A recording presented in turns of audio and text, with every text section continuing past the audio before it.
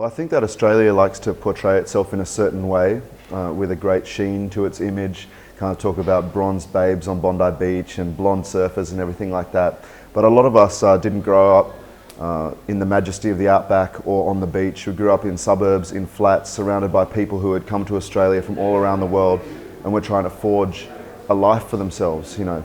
And so I think part of art is extending sympathy where it hasn't been extended before, trying to tell the story untold. And I felt like the hip-hop generation in Australia and the stories of a lot of different migrants hadn't yet been told. And so it's actually a really exciting time for Australian literature because there is so much yet to write and yet to be heard. I mean, you can't help it with something like a debut novel. You know, it's like a debut album. It's a lifetime in the making, and then the sophomore album or the sophomore book is 3 years in the making, or whatever it may be. But at the same time, you know, of course you're going to take parts of your own experience, but you magnify them, you distort them, you push them to the nth degree. So I was doing that in my book with a character called Jimmy, who feels very powerless and very marginalised in his life.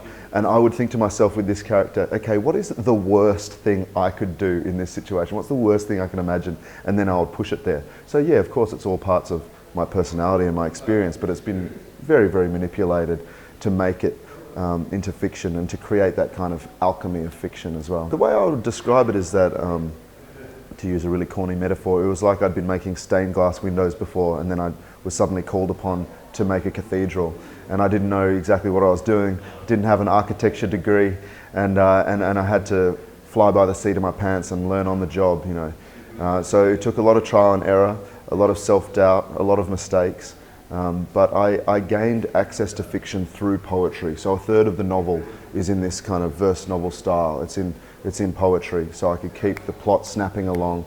And it was difficult, you know, thinking about a huge structure like that.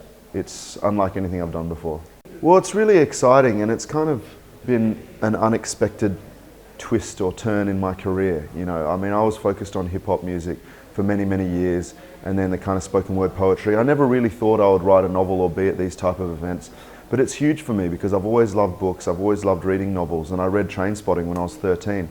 And so to years later meet Irvine Welsh, and then for him to give me a quote for the front of my book, and just for me to be able to hand him the manuscript and say, I've now written a book that I can give to you, and he had inspired me so much back then.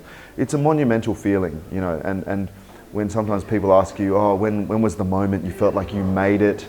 I don't really feel like I've made it, but if there was a moment, it might be that, because the world comes full circle.